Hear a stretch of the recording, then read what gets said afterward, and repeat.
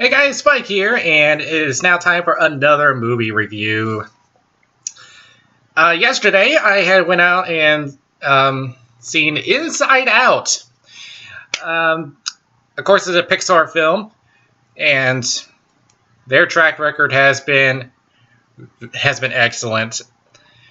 So, Inside Out, yes. So, movie starts out. We have a child that's born, and in turn has the birth of our main character, Joy, played by Amy Poehler. Hope I said that right. Which she looks like herself throughout the whole film. Not any infant stage, teenage stage, just the same appearance throughout the whole thing. Now, she's like in this dark room with a big movie screen and just one big button. And whenever she presses the button, it makes the baby laugh.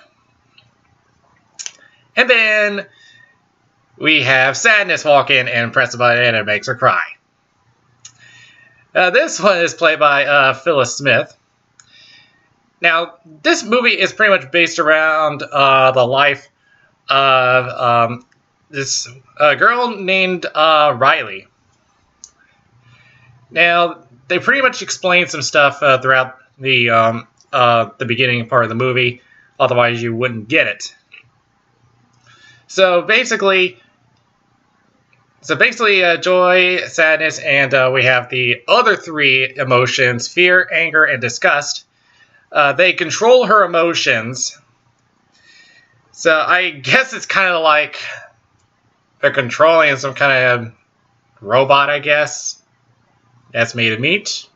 Who knows?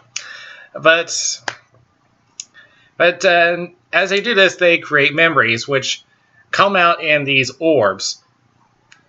The first part of the movie, you'll see a lot of yellow orbs. Now, the color of the orbs reflects her emotions at the time of that moment. So the yellow orbs represents joy. And any memory that is significant in her life becomes brighter, and they're called core memories, which make up her personality. So whenever a core memory comes out, it builds these islands in her head. Which in this case, we have 5 islands. We have Goofball Island, which gives her a goofy personality. Friendship Island, self-explanatory. Hockey Island. Oh my god, she is a freaking hockey player. Oh my god, I love this girl. Then we have Honesty Island, again self-explanatory, and then Family Island, which probably the most significant part of it. Not probably, but I think is the most significant one in this movie. So, everything's going smoothly, but then they find out that they're moving to San Francisco. And me moving like once or twice, that's a big deal. So, everyone's trying to stay optimistic. But it's until they get to their house, which is kind of run down and boring. But again, Joy tries to keep this optimistic. And one thing that they had noticed on the now they can recall the memory and put it up on their little movie screen. But whenever Sadness had touched it, it changed the color. And in turn, changes her emotion. Now, this is probably the only nitpick of the movie. But Sadness is the only one who can change the color of the orbs, while everybody else can't. Why is this? I don't know.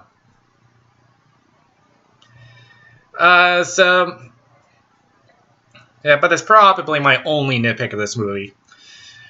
So they go to their first day of school, And Joy decides that to keep her happy, she's going to be taking over the whole day by herself. So then Riley is placed in a position of introducing herself to the class. And while that's going on, Sadness touches another orb. And may I say that Sadness is worse than Drama Llama. Not kidding here. She's like depressing throughout the whole film. Yeah, I know that's what she's supposed to be, but my God. She's worse than Drama Llama. So now because of Riley recalling her memories, this creates a blue core memory. Now, of course, Joy doesn't want this to end up as one of her personalities. So now all chaos breaks out. All the core memories are out, which disconnects her personalities, making her seem a little emotionless. So, and Joy's trying to gather everything up, and the 5 orbs of sadness are sucked up and get taken into long-term memory, which is where all of the orbs are. So that leaves anger, disgust, and fear to take over. But trying to do Joy's job is not easy, as they end up getting her into trouble. So without Joy at what they call headquarters, she cannot keep Riley happy. So they have to get back over. So to do that, they have to walk on this little tightrope that's holding together one of the islands. And, of course, they note that below is the memory dump where things are forgotten. So they have to be careful here. Now, while this is going on, Anger ends up getting Riley into trouble. She's sent to her room. Now, Anger, my God, they picked a good actor for this, Lewis Black. I've seen his comedy performances, and he is the perfect guy for this part. If you've not seen his stand-up routines, he's like this grumpy old man. Check out his work. But I would not... the last thing anyone would expect, if any of you are a fan of Lewis Black, would be that he would appear in a Pixar film. But... we do find out that the parents do also have their emotions as well. Oddly enough, the mother has the blue character, which I suppose is representing sadness, is the leader, which is questionable. I don't know why. I mean, she wasn't acting all sad or anything, just a normal emotion. And of course, in the father's emotions, it's led by Anger. And they're just preoccupied with sports. Now the dad tries to make up with Riley, but doing this, Goofball Island in her head collapses. So now Joy and Sadness have to go back to the long-term memory bank. And now they have to find another way around. And now we start to meet some of the minor characters, which now we have, I think they call them minors, but they start sucking up orbs that have either turned gray or black, which are memories that she no longer has interest in, and they get sent to the memory dump. Now this begins a running gag throughout the movie. They put up this memory of this catchy bubblegum commercial, and they keep sending it to headquarters for everyone to see. And of course, this annoys everybody. This happens like several times throughout the movie. And I think they called it triple gum or something. He gets this every time. But, of course, Sadness is all depressed, and Joy has to carry all 5 of the core memories and drag Sadness back behind her. And, like the first part of the movie, you just want to stay away from Sadness, because what else do I have to say? I've already pretty much said it. Worse than Drama Llama. So they get around and they decide to cross over on Friendship Island, but again, anger gets her into trouble, and Friendship Island falls apart. So now they have to find another way around. So now we go meet one character you'll probably connect with very well, Bing Bong, which he kind of has this elephant appearance. He's also part dolphin, as he mentions. Doesn't look like it, but he says he is. So, Bing Bong is the imaginary friend of Riley that she hasn't brought out in a long time. So Joy asks for Bing Bong to help her out. So he says that they should go to the train that will take them over there. But he decides to take a shortcut and go through abstract thought, which it's a complete mindfuck. When it's turned on, it turns into these weird shapes, turn them two-dimensional. So, yeah, it's weird, but they do get across. But they're too late in catching the train, so they have to try to get to another station to catch the train.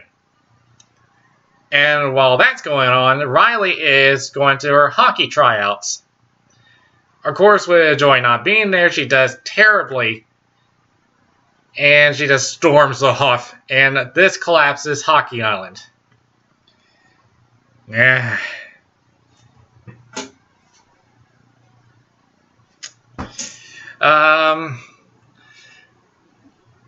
So now there's 2 islands left. But they go through Imagination Land and Cloud Land. So yeah, pretty much anything goes in there.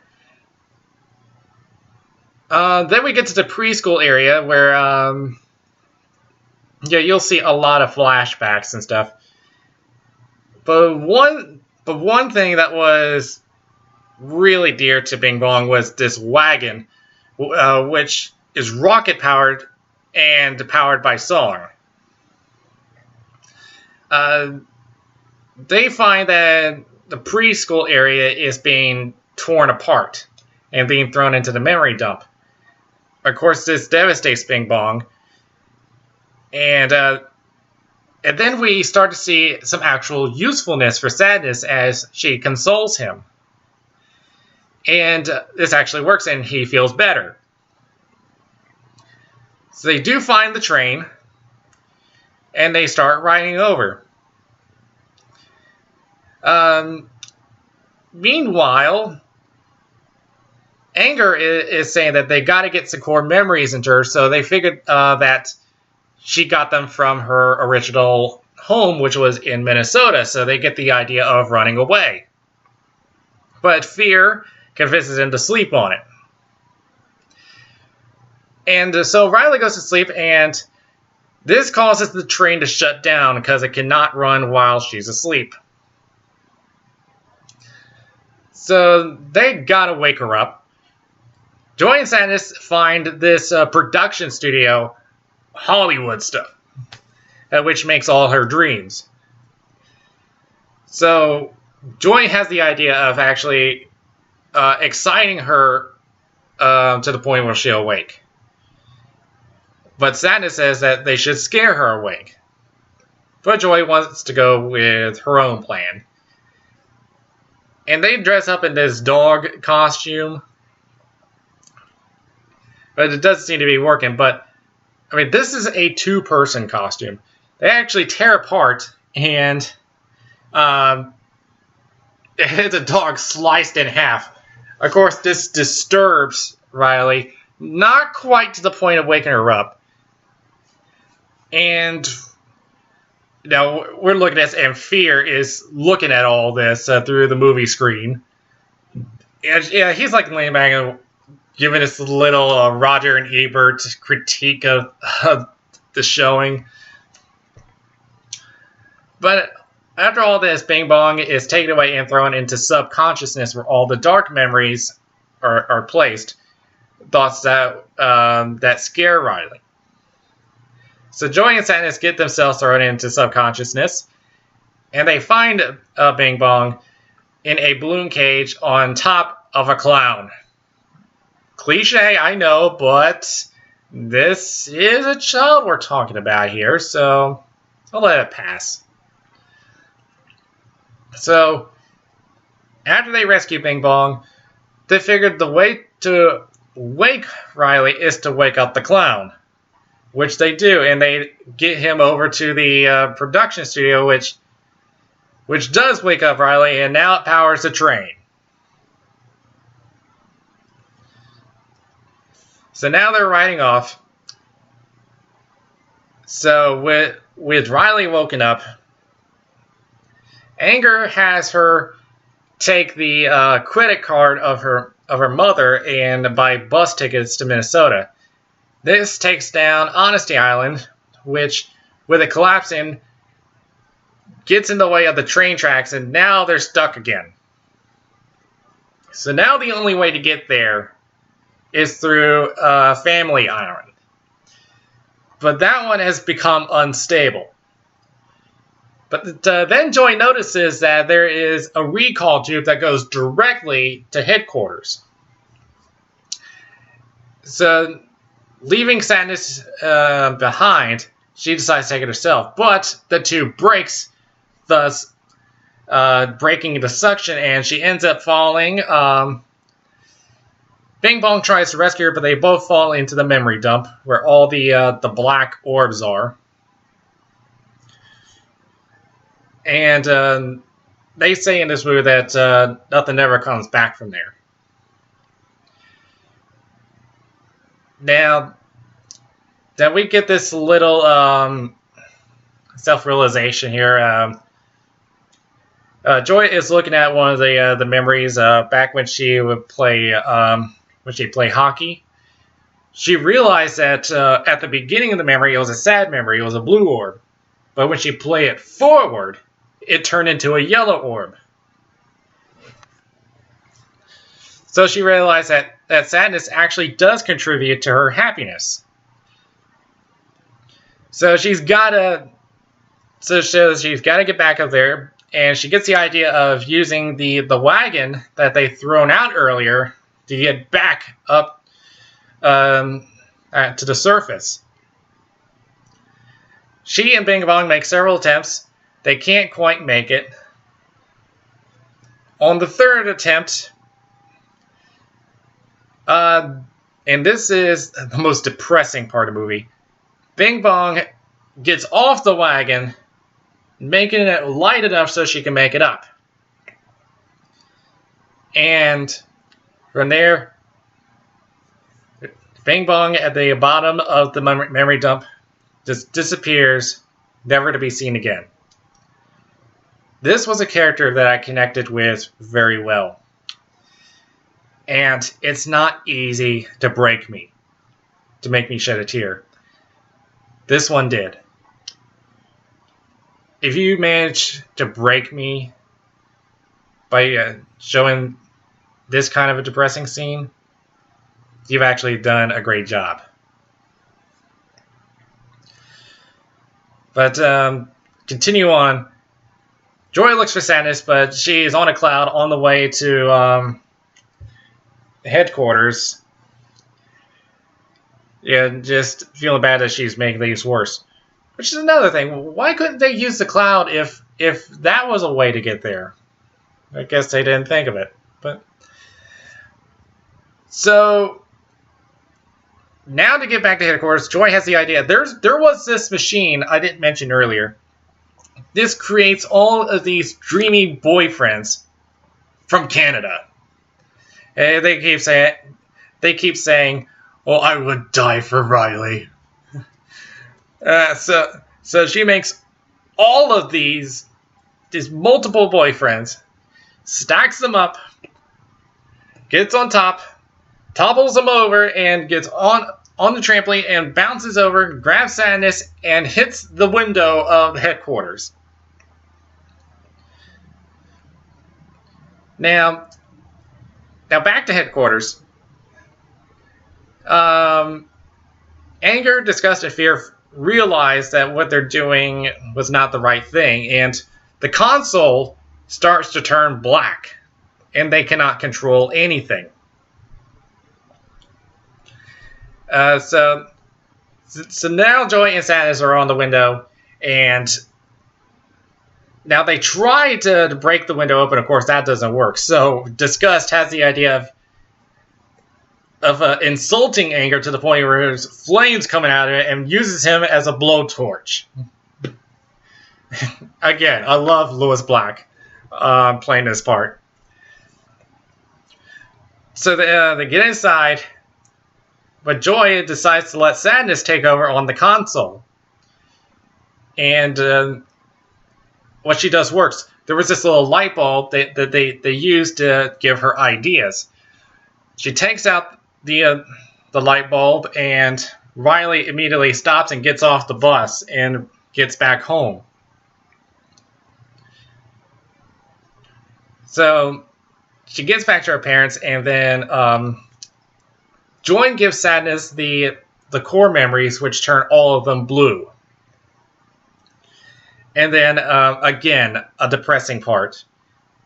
Where she's recalling all the memories that she feels homesick. And this also this creates a core memory that's both yellow and blue. And this creates a whole new island. So everything turns out well, and they get a new console where everyone can use, and a bunch more islands, evolving her personality. And some comic relief at the end after all that. She's out to play hockey. She runs into this boy that looks like her dream boyfriend. We go inside of that boy's head, and it's going, girl, girl, girl, girl. And all the emotions are in a panic. But the end credits pretty much goes through everyone else's emotions.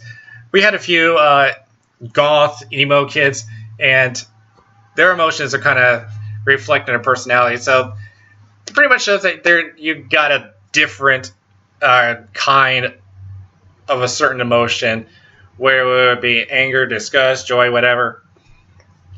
We also went to the one inside a dog and a cat's head, which pretty much they'll either just look for food or just not really care at all.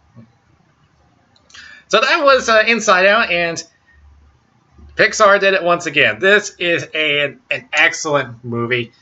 Just be sure to bring some tissues with you, because it will tug on every single emotion that you do have. It is literally an emotional roller coaster. So this one I am giving a 9 out of 10. I definitely recommend you see this one. So that's pretty much all I have to say about this movie. I will see you guys a little later.